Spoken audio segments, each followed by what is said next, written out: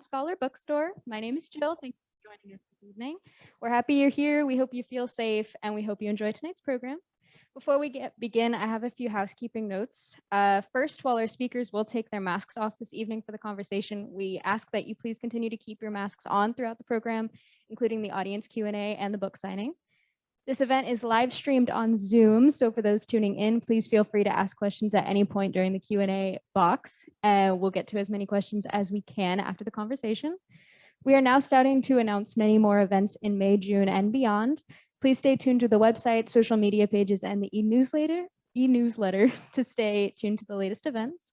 And lastly, please consider supporting the bookstore and our author this evening by purchasing a copy of the book through the Midtown Scholar Bookstore.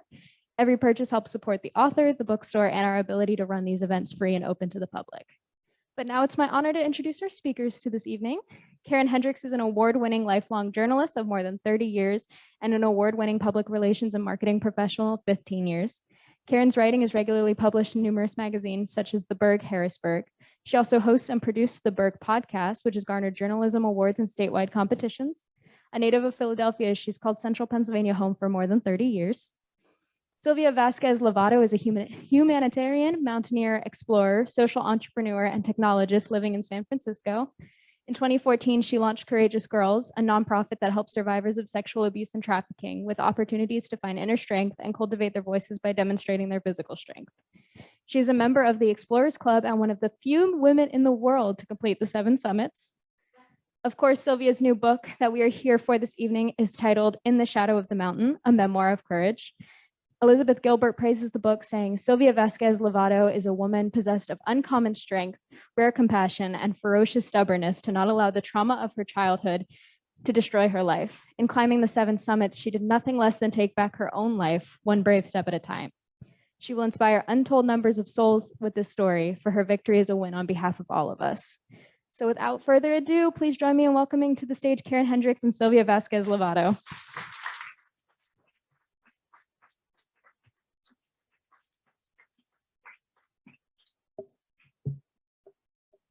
Wow. It's like doing the limbo. Yes. I'm going to take this off. Wow, thank you so much for the introduction.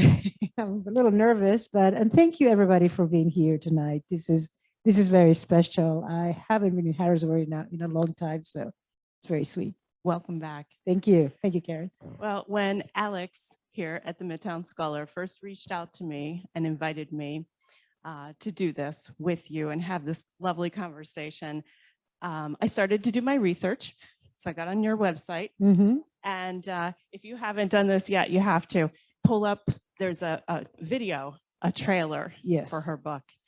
And it really sets the scene. And I'm going to attempt to describe it, but just the sheer starkness of Mount Everest and the desolate conditions and the height of it all. Woo. And then there's some stark text that comes up beginning. And I'm going to read a couple of those lines because it really captured me. So that text is, in 2016, 7 men and 1 woman attempted to summit Mount Everest for the first time. Then the next line comes up. 4 of the men didn't make it. Mm-hmm. Woo. So those opening lines got me. Then I popped over to your Instagram and I read your handle, and it said mountaineer, author, activist, speaker, and all around badass. And I thought, okay, I'm in. And here we are. So now I've read your book and I understand why you're a badass. Mm-hmm. And I say that with 100% respect. It's because in the same trailer, there were 3 other lines that came up that I want to read to you as well, because they're very impactful. Those 3 lines are, you don't conquer a mountain. You surrender to it one step at a time. The same is true of trauma. Yes.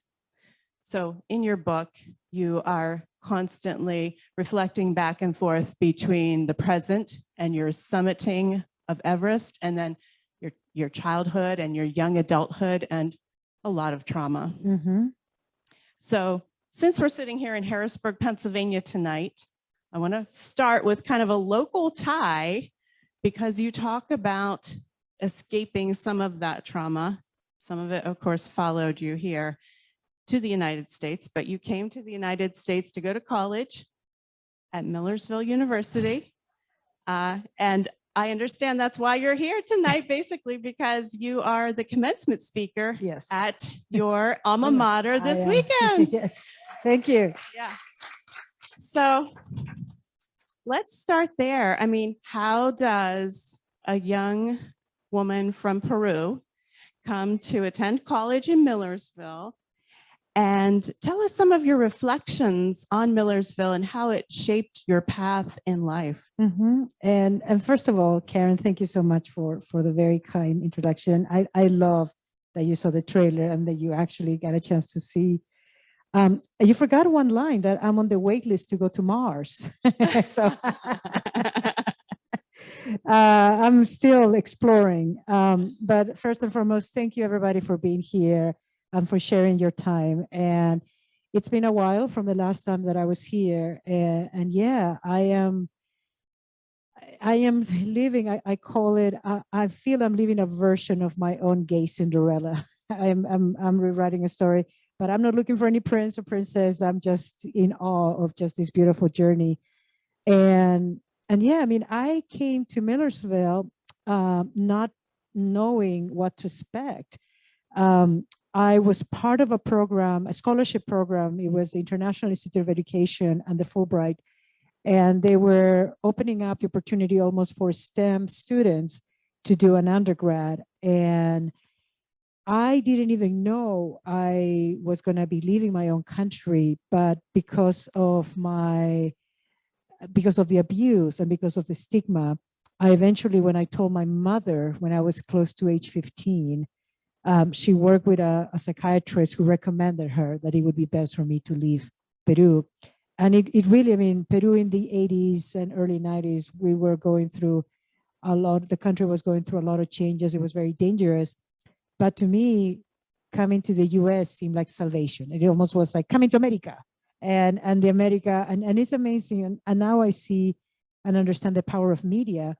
But, you know, we would be influenced by, at the time, Who is Boss and 90210, and in which life seemed, you know, very pleasant. And so to me, the United States will be an extension of 90210 or Who's the Boss. And so when I landed in Philadelphia, and I thought Millersville would just be an extension of Philly, I kind of was exposed to something different. I remember taking the Amtrak. Really? Yeah. I remember taking the Amtrak to Lancaster, and I think it was up to maybe the first 3 or 4 stops that we still saw a little bit of suburb life, and then the beautiful Dutch countryside, which I definitely wasn't expecting. But to me, I felt I was out of Peru and it would be an adventure. And I think the one thing that really surprised me was a sense of community that I experienced at Millersville. Even though in the book, you know, I don't do a whole chapter about Millersville, you know, there was something that was a safe space and that felt, I was very surprised. They had an international club. There was about maybe 70 of us at the university, which I was quite impressed about it. But it became the beginning of my community, the beginning of my family outside my family, outside my real family. And I feel the way that being at Millersville has influenced me. I had a lot of friends who, and especially some of my international friends, who maybe wouldn't tolerate and who found a way to get out of it after a couple of years. But somehow I think it was, you know, where I was getting my education. And if I can reflect back to it, I mean, I'm very proud that I got a chance to finish, and I've never seen the degree any limiting.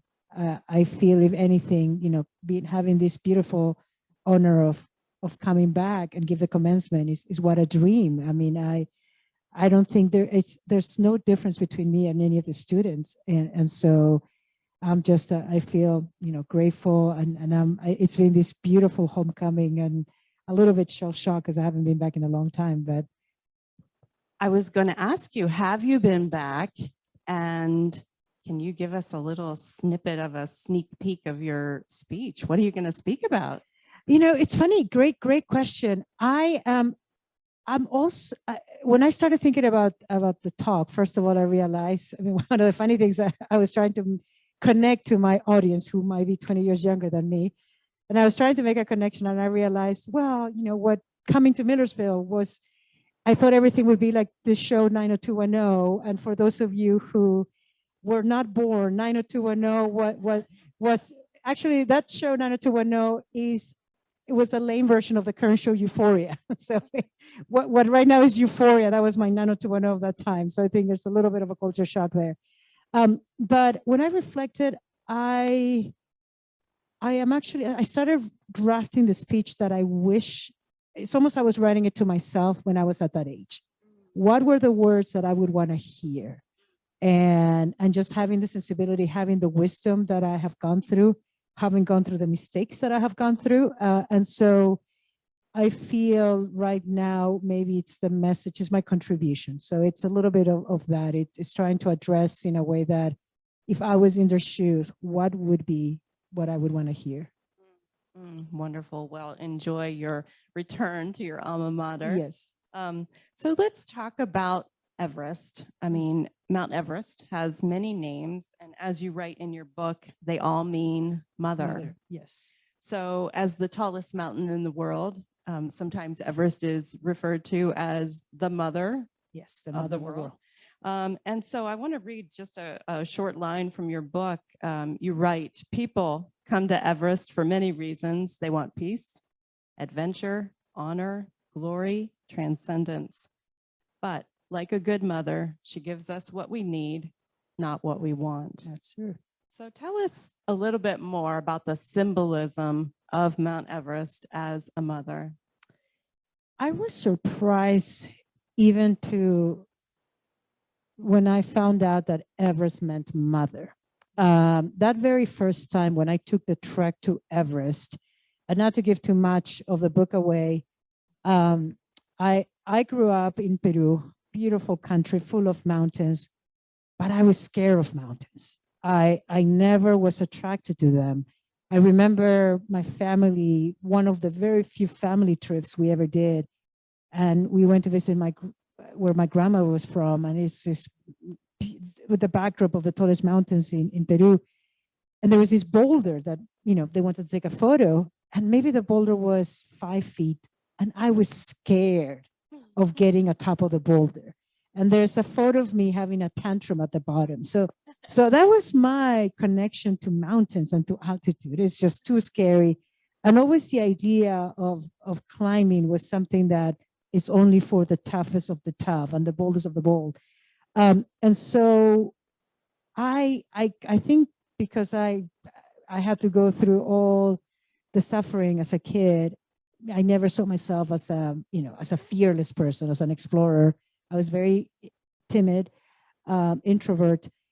And even as an adult, I wasn't called into nature. So here I am hiking for the very first time to the tallest mountain in the world in 2005 with no experience, almost as a way of kind of finding answers. And what surprised me is that whole trail, the whole trekking route felt incredibly comforting. And even on my second day on the trek, when the first time I came across the Himalayas, something really almost magical happened for me. Seeing the side of these massive mountains didn't feel scary. There was a little bit of a protection. And there's something really unique that I described in the book, even how you get knee deep, like halfway through the climb.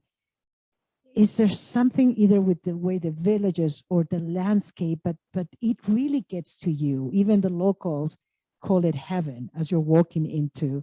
And just by the time I got to the base of Everest, the side of the mountains, just it wasn't something to be scared of. And when one of the local Sherpas mentioned that how they refer to it as Chomolungma, which means mother of the world, I mean, and the fact that somebody named it, and then when you looked at the mountain, there was something of a special aura. It was something really hard to explain. So for me, I feel that maybe projecting that understanding has allowed me to feel that protection. And I have been very, through the mountain, I mean, even through my experience while I was at the mountain, I was very respectful. I mean, Everest became almost a temple. And in a way that I think what makes my story a little different to many of the mountaineers, I don't want to conquer. I've never got into the side. I mean, I was conquered. My culture comes from being conquered by the Spaniards. And what conquering did was overpower, and it destroyed.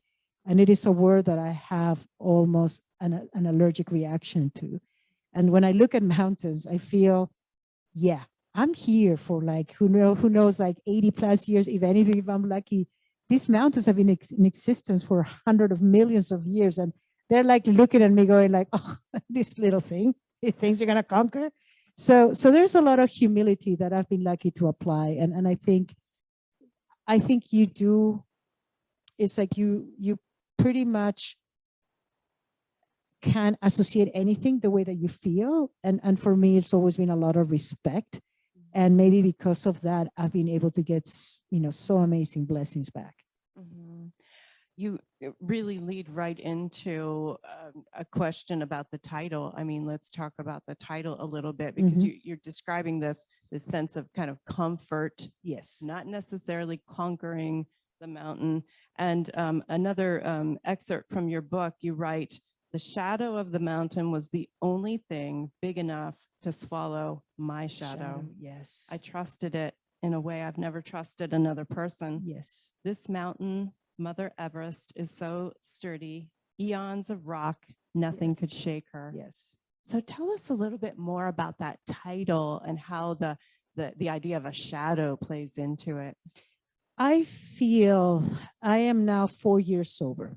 I had an addiction of 20 plus years as an alcoholic, and I needed to come clean. Even before I decided to start writing the book, I was battling with myself about where I was. Climbing, the irony when climbing, I would be forced to be sober because you couldn't have a hangover and then just having vertigo. I mean, pretty much. And I had made a promise that I would never climb something and put other people in danger. That would be very selfish. And I've seen people getting rescued in mountains, and I've seen people die rescuing other people in mountains. So the karma is something that I get I try to live by karma.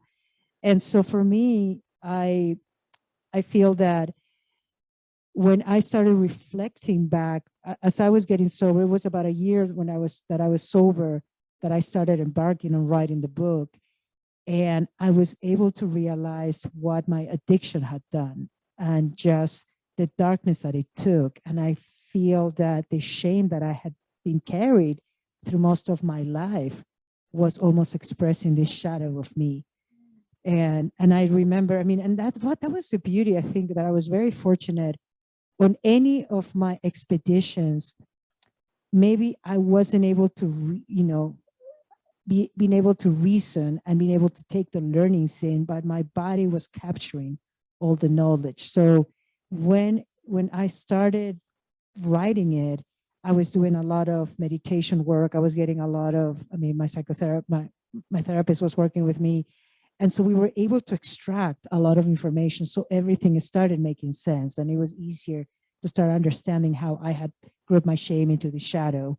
And that's possibly what I always felt, the safety, just being surrounded by something that was bigger, more powering, who didn't care the damage that I had done to myself. And I think, and the reflection of it, and if anything, some of the most beautiful sights are just formed by the shadow of the mountains themselves. I mean, that part of seeing that pyramid in the sky, that formation. So there was something really magical, and that's what I feel the title needed to reflect. One of these powerful adventures we're climbing. Well, even amid pain and the trauma, there are so many beautiful aspects of your book. And one of the another one of the beautiful aspects was this idea of you inviting this group of young women to take on the beginning of the climb with you, and the first part of the trek. And they were from an organization that you founded, Courageous Girls. And they had all survived similar types of trauma in their lives from, abuse or human trafficking. Yeah. And you gathered them together, and through the book, you share how, as you all ascended the mountain to the base camp, their stories started tumbling out. Yes. And then the beautiful aspect to me was how, as you progressed then up the mountain and left them behind, because they needed to come down. yeah, right. They weren't going to do the whole thing. Yes. But you involved them, you included them. And then as you progress up the mountain, you, in essence, took their stories, their pain, their trauma, and it was kind of symbolized. There's a nice symbolism with like a scarf that you take on. You continue on to the summit.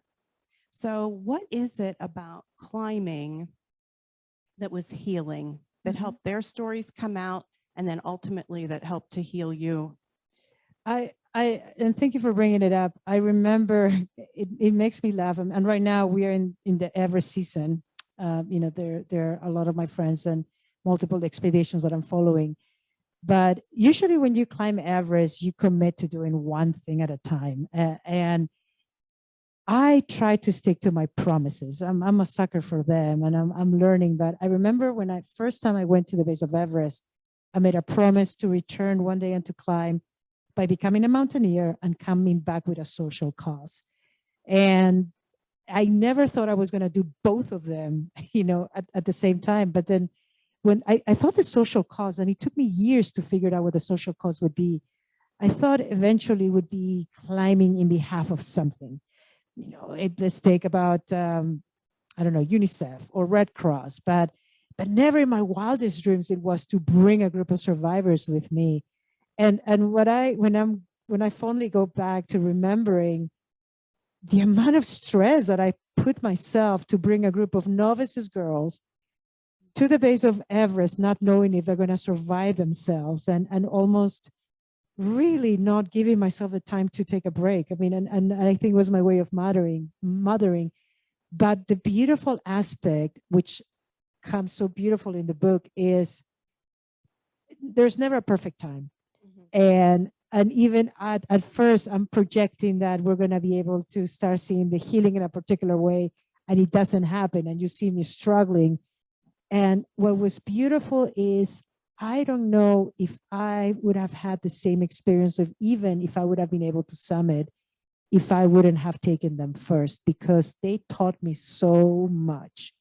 Their strength, and even the way when the healing came out, these young women were my teachers. And that is what's so beautiful, what really comes out in the book as well as a way of being that honest in terms of learning from them and learning,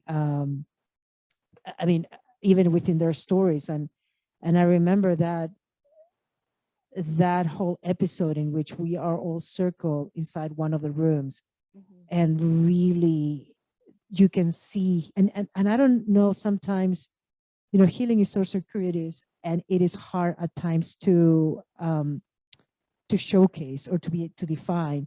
But then all of a sudden you're able to see healing happening. And it was such an honor and such a beautiful gift to sit on that first time. So personally with the girls, it was this unique journey, but I love how they become my teachers, not knowing what to expect, but all of us really coming together, building our community, almost like these younger warriors, opening themselves up. And it's such a very warm, because the book itself, there's a lot of aspects that can be really hard, but it just leaves you with a lot of hope in a way. I think all of us can relate to trying to climb a mountain in our lives, whether it's an actual mountain or some kind of problem or issue. So I want to point out we have in our audience tonight a local woman named Julie, who is attempting all 7 summits, and she has Ooh. successfully done 4, right? Yes. And she's about to attempt number 5. So my question to you, Silvia, is what are your words of wisdom, maybe to her specifically, but then to the entire audience, like no matter what your mountain is, what are your words of wisdom to how to approach those mountains, those issues in our lives, and not conquer them maybe, but embrace them and work through them? Number one, take that first step. That is the hardest step, is to take that first step, to even venture on not just on any single mountain, on any dream. I think they can live in our heads forever. We can even project it, but even doing that one action, sending that email, connecting or calling that person, at times because of fear, at times because of not feeling prepared. So I think my biggest advice has always been, take that first step. And the second one is, which I talked in the book, you're always going to have a bad day. You're always going to have a setback. That is going to happen. I think for a lot of my life, especially when I was drinking a whole lot, I would keep myself short, and always wait for the perfect timing, the perfect conditions, and they're never going to happen. So I think for everybody in the audience would always be, just trust and take that step back, take that first step. In your particular case, I'm curious, which mountains have you done?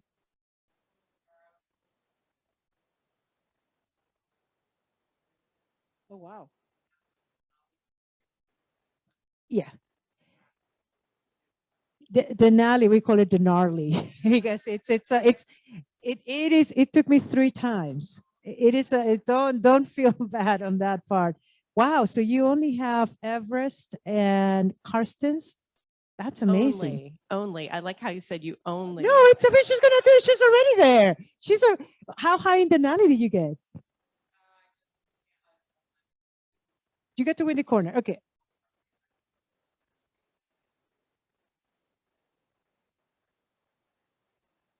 You're gonna do it. I can feel it, and that's amazing. Can we give her a round of applause? That's amazing. That's amazing. Now, I was gonna say, I mean, you've read to me when you said Aconcagua. I'm like, oh, okay, because it's close to 23,000 feet and without oxygen, and it hits you. And I talk even about my episode in which altitude hit me pretty bad.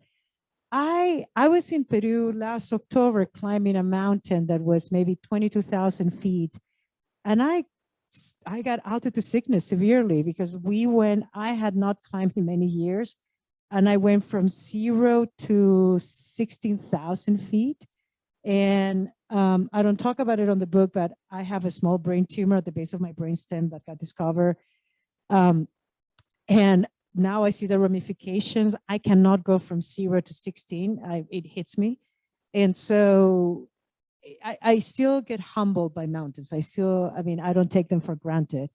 But yeah, even for me, it's like that very first step and just trusting that journey. And I think, if anything, for all of us who are wondering or who are asking, the hardest part is to just be true to ourselves and ask, what is that dream? What is that inner mountain? What is that goal? And of course, in the metaphor with mountains, they look scary, they look tall to get there, but it is incredible, just the resilience and the strength that we all have to do it. And to me, you can see very close when it's towards the end of the book, when we are so high, we see sunrise coming down. It's one of the most beautiful sights, and I have this massive appreciation. I'm able to take we're walking really slowly, and I'm able to look down, and I feel this appreciation of how far you've come. And I think sometimes whenever we are in the fight for our personal dreams, we tend to forget how far we've come. But I think it's something that I tell anyone, anything that for any mountains, everything is doable. Is that little step. I don't think there is an age limit. It's just trusting, and also, but the beautiful thing is so also being able to know that, yeah, you might have a setback, you might have to turn around, but that doesn't take it away. I mean, it's almost the mountains have been here for such a long time, and they still be here in a couple of years. And I think I've had that. I mean, and I talk a little bit in the book about how, at one point when my mother was sick, it's almost like, well, let me take time with her. Let me take advantage, because yeah, the mountain will be there, but my mother maybe not so long. Well, when you talk about how far you've come, I want to mention how many firsts you've had in your life. So you were the first woman from Peru to successfully climb all 7 summits, the first openly gay woman to climb all 7 summits. This is your first book. And oh my gosh, did you hit it out of the park, because it's being made into a film. Yeah. And if you didn't know yet, oh my gosh, I have to ask, what was your reaction when you learned that Selena Gomez is going to play you in the movie? I think okay, I'm going to laugh. I'm going to hope I'm not getting in trouble. All of a sudden we have here about ageism in Hollywood. And then I was like, wow, okay, well, she's young. Like, maybe I'm looking younger. I took it as a big compliment, because I'm not her age. I'm like, okay.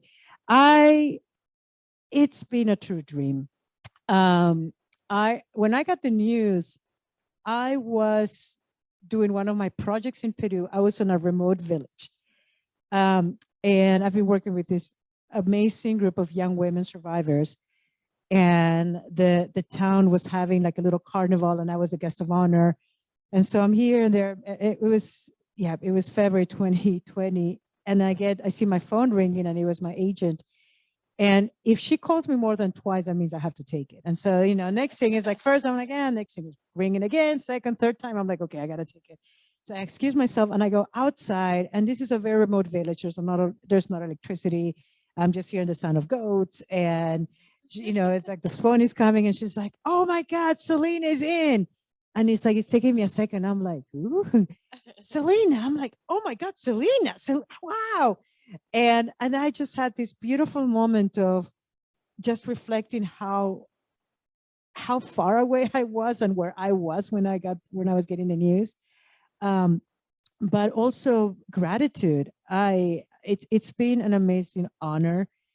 I think I have been so lucky that the team that we have, not just Selena, but my producer, Donna Gigliotti, who won the Oscar for Shakespeare in Love, and she just did Hidden Figures, that she's been so committed of bringing this story forward. Scott Butnick, who started an amazing nonprofit for anti-recidivism and who is walking his talk. He just did an amazing film called Just Mercy with Brian Stevenson, and his commitment to be able to bring stories with social causes. And the fact that they're not, for me to know that Selena is going to play me, who is openly gay, and to be able to bring the story worldwide, to actually being able to show this message that I know here people, like, we've done a lot of work for acceptance, and we've done a lot of work for inclusion, but worldwide we still need to continue opening. We still need to be very clear, be in the forefront for a lot of women who still are living in a lot of darkness. So far, I feel incredibly grateful to have this opportunity of being involved in my own film, being able to trying to stay true to the story, because I know in my heart, and I've experienced it, and you've seen just a powerful, how nature can be so healing, so powerful, so inclusive, and how to open it up to all of us, and also bring attention and bring consciousness that our actions impacted. So it's been a beautiful journey. It's one baby step at a time. Hopefully we'll be able to get, the script is being written right now, 300 pages. The book is 300 pages. The script only now are between 80 and 100. So it's a third of the book. So I feel, I mean, I definitely don't envy the screenwriter who needs to pick what parts are going to do, but I'm excited. I'm honored to be able to have this. Well, oh my gosh, we look forward to it. I Oh, can't wait to see it. I will be back for sure. I mean, I was remembering how Harrisburg, I had an internship. I was working for the government at one point here when I was in school. And Harrisburg was the big city that was closer than Philly. And I would take the Amtrak and was just always having this big smile and had a trench coat. And I remember it just felt trying to play, girl in the big city. But of course I mean, this was my community for many years. So it will be an honor to be back. And once we get the film out. Yeah. Well, speaking of Harrisburg, I think I could ask you questions all night, but I'm going to have to turn that part of me off and hand things over to David, who I think is going to ask our audience now if they have questions to put them. Yes. Well, let's give it up for Silvia and Karen. No, thank you so much. Thank you. All right. Well, I'm going to have myself a microphone, and my friend Jill over here is also going to have a microphone. So just please raise your hand. We will try to get to as many questions as we possibly can. Thank you, David. Thank you, Sylvia. Thank you, Karen, for great questions. Sylvia, when did you feel you had a book in you, and what has that brought to your personal journey? I knew, so I would tell the story to people about why I was climbing. And I remember seeing people's reaction in terms of, I would tell them the very first time I saw the Himalayas, I felt this connection. I felt this sense of safety. And I would always describe like viscerally my emotion, and people would be telling me like, ooh, my skin is getting all contracted. And it was something that the narrative wasn't usually the typical of mountain climbers. Most people would always be very much ego and conquering and overpowering. But for me, it always felt this healing journey. So that's in a way when I started feeling that my story was unique, the way that I was approaching it. Ultimately, though I never felt it was I always felt, well, when is it going to be the right time? Maybe when I finish all the 7 summits, maybe even after I finish, maybe I need to do something else. I mean, it always like, I didn't feel, to be honest, good enough. Because I had my regular job. I never got any sponsorship. Even the few times that I tried, I was told no. So I always felt, well, I'm a nobody still with them. And it was after my very first, on my anniversary of Everest, on my first year, I was involved in a horrible bike accident. I ended up on the ICU. I fell off my bike without a helmet. And while I was on the ICU, they found a small brain tumor at the base of my brainstem. And for the first couple of nights, they couldn't tell me if it was cancerous or benign. And I remember having, and as you will tell, once you read the book, I've had a lot of ups and downs, a lot of losses, a lot of pain, a lot of laughter. And I kind of felt, well, maybe it's my time to go. Maybe, the universe is asking, this is the opportunity. And so I remember telling myself, if it's going to be cancerous, I'll quit my job tomorrow, because I was already having an issue with what I was doing. And I would spend the rest of my life trying to keep climbing, trying to keep, inspiring young women and finding a way to share the story. Because it was at that moment that I felt, maybe somebody will learn something from it. Maybe somebody will find comfort from it. And what I have learned through this journey is that we all have our stories to share. We all, what I've gone through, it was never going to match to what you've gone through. And there's nothing about making a comparison. It's kind of in a way for us building community, building the message. And so the way that it's affected me, I mean, even having the book published, I have been so touched by the number of people that have reached out to me and telling me how this has affected them, how they were struggling in silence. My sober community, being able to identify many of the things that I was talking. And so it is a true dream. I mean, for many, many years, and you will see the struggle that I described in the book, I was having a hard time staying alive. and I wasn't I wasn't strong enough to try to commit suicide because I was also scared about hell and the purgatory. And I think the Catholic Church did a really great job. Their marketing strategy was excellent in terms of giving me fear, and so I was like, oh no.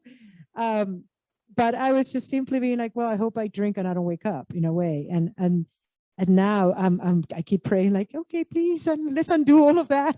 As I'm just very grateful to just even have the opportunity of being here and talking to all of you. So it definitely has for once solidified that we all have stories, all of our stories. In a way, we need to share them, and it will be amazing. I think the way that I look at myself and my journey, I love how many amazing women that I admire have broken through the glass ceiling. I'm proud to say that I literally have crashed through the glass, through the ice ceilings. I mean, we literally have to get our ice picks and we have to, climb through ice and we have to shatter glass. And I feel right now I'm doing that with this journey. I'm opening up the door for others. And as I'm going through it, I'm going with my arms wide open so that hopefully I'm allowing to, let others come in. I think my story is not that unique. It's more about how to bring inclusion to others. So I think that's what has made me more sensitive or sensible to it. Yes.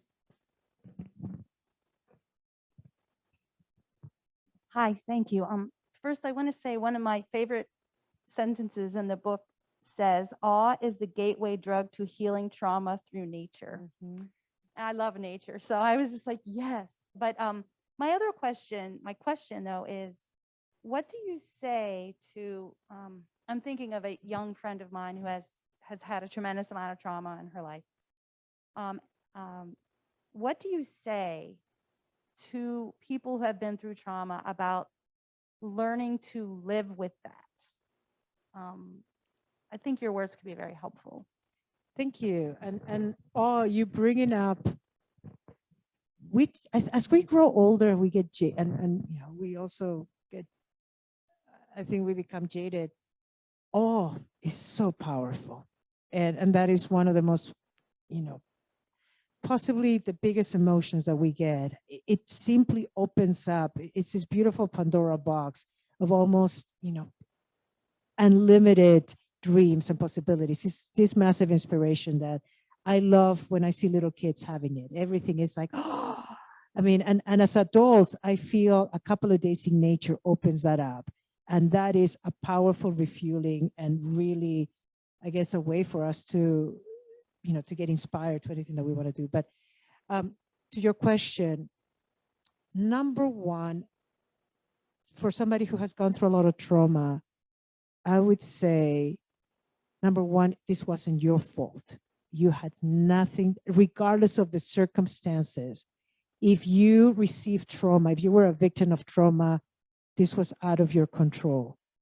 And reconnecting to that part that maybe was shattered, that you felt was taken away, trying to reconnect to that, trying to bring yourself whole is what's going to get you moving through. I personally, for me, I was so ashamed of my past. I wanted to erase it. I used alcohol as a numbing way to try to see if I can cut through the memories, and it caught up to me. And so my biggest advice would be, with a lot of love, care, tenderness, and there are ways, I mean, to try to reconnect to your past without support or assistance could be tricky, could be even more traumatic. But that's been the dream for me, to put the story forward out there, to see how I was struggling, to see the things that I was doing, and just, reaching out. I feel that the biggest transformations for me came when I also asked for help. And don't be afraid. There would always, at first you might not get the best help, but the minute that you're reaching out, the minute that you're putting out there, things will come to you. I'm a firm believer that we all are here to just, especially if we think that we are here to be of service and to support one way or another, magic happens. And I'm a firm believer in that aspect. And we might say like, oh, lucky, look, oh, I was trying to do this. And somehow miraculously, those miracles are available to us on a day-to-day basis. It's just trusting. And I think it's not being afraid of reaching out. The number one is you are whole, wasn't your fault, but there's so many of us here to be of help. There's a community, and don't be afraid to reach out. You won't be judged. It's going to be a baby step. And that's part of, when we do on the trailer, you don't conquer trauma. I cannot say, okay, my trauma is done. It's still a day to day. For me, every day I stay sober is a way for me to almost keep dealing with my trauma. And I take it, I still take it on a day by day basis. No, thank you.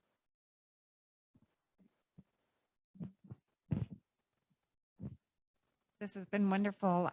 What made you, can you share how you decided to go to Everest, climb Everest? And did you set out to do the 7 summits at first, or did you do Everest and then decide to do the rest?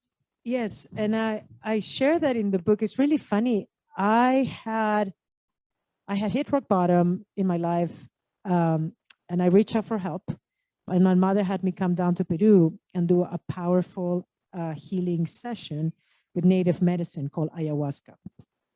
And in the vision of ayahuasca is when mountains form, and my little girl, my little inner girl, who I reconnect after trying to destroy her, in the particular vision, I see her on a corner, and then I come across and I hug her, and then we see rumblings, and it's very comical once you see what formed the mountains. And she pulls me walking into mountains. And so when I went in with my logic brain, I figure if I need to walk into a mountain, if I want to bring this massive pain that has paralyzed my life, it only makes sense to walk to the tallest mountain in the world. I'm a Virgo, so I was like, I want one with the other, perfect opposites. And I went there without any experience. And so when I got to the base of Everest, it was so moving and magical.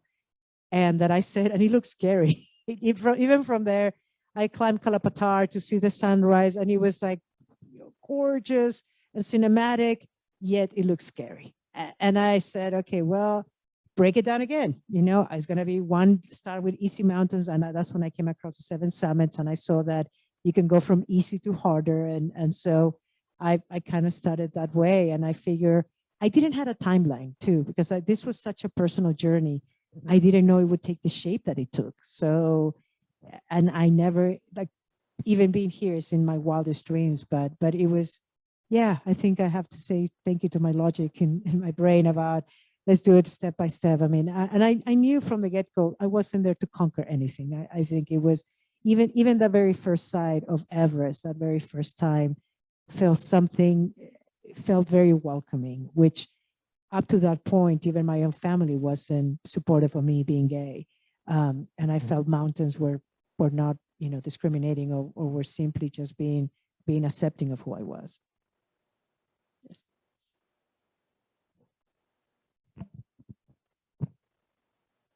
You're incredible. Thank you, Karen, for the nudge to be here. How long are you here, and can I steal you for about 48 hours?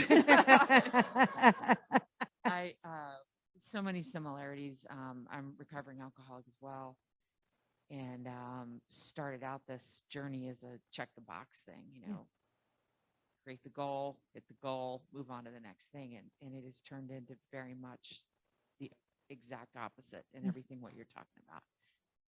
And the spiritual piece of it, and the people that are being placed in front of me, leading me toward, it's amazing. And I love that you don't talk about conquering, because I've never liked that either.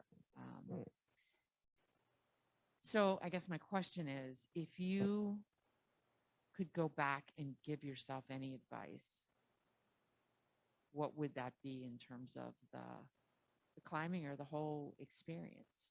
What would you have done differently, if anything? Great question. Thank you so much for the words. And yeah, we need to talk.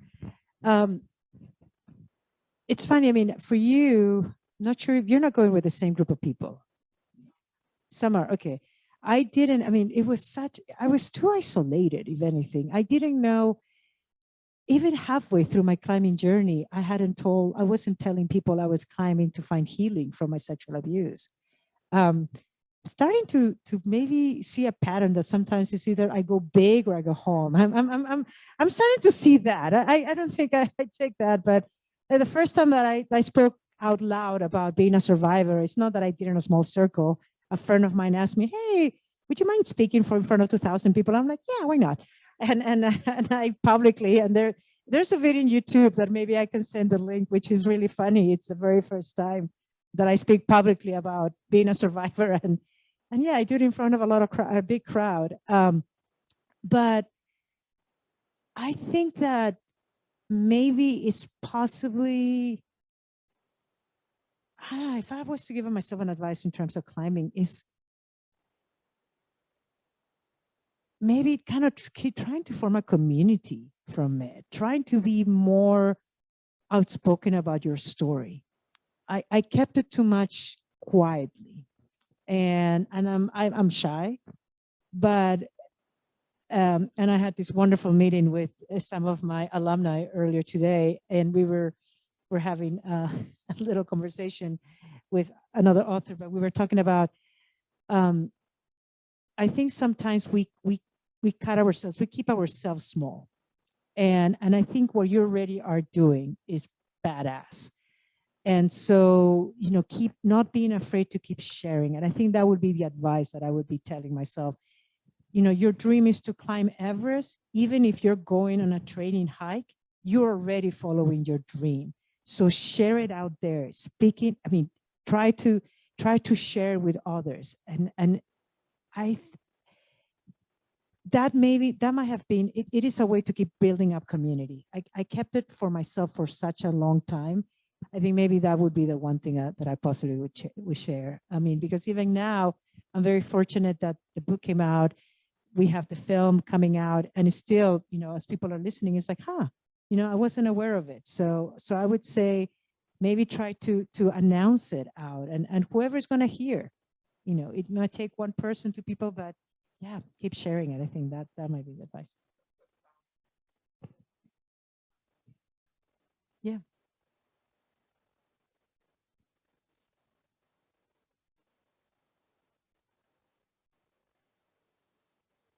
Absolutely. So the follow-up question was, climbing is a bit male dominated. Yes. And And on that, what I love is, which I talked in the book, which, is in the trailer, 8 men. Imagine I show up, and for those of you who haven't read it, it's a very fun chapter. When I get into my expedition at Everest, here I have spent the most wonderful 2 weeks with this group of young women and guides, and I'm going in this kumbaya session, and I am feeling, I'm like walking the moon, and then I show up to my Everest expedition, and I'm the only woman with 7 guys who have been bonding with themselves for 2 weeks. And here I am, my worst fear, going like, oh God, there's no, and they're all alpha macho, alpha male, and very much growing beards. And I'm like, oh God, what's going to happen here? And so, but what it is great is that you can tell, and from the book, the big mouth, the big loud mouth people who are like, and what are you doing? And the ones who undermine you are the ones that don't get the furthest. And I think maybe the way that I count now, what I have seen is like, it's just chatter. Let that chatter out. Is there a way, let them be, let them express it. Let them talk, let them do the big talk. The beautiful thing is that the big talk doesn't get you to the summit. And that is maybe the biggest, yeah. And I would say that, it's just, let them do that. It's like, just trust your strength, just trust your pace. And I say this when I climb, I'm not the fastest. I have endurance. That's one of the beautiful things that women we have. We are going to be there. And so, yeah, to a certain degree, you kind of prepare to be ready. But yeah, in general, I just trust my step on that part. So. Unfortunately, we do have to wrap up. I want to thank you both for coming. Everyone give a round of applause for Silvia and Karen. Thank you. Okay. We will be having a signing of her book right here. We'll start a line going this way. If you have not purchased the book, please feel free to stop off at the cafe. I'll be there in just 2 seconds to sell the books to you. Okay. And thank you all for coming out to Midtown Scholar tonight, and have a wonderful evening.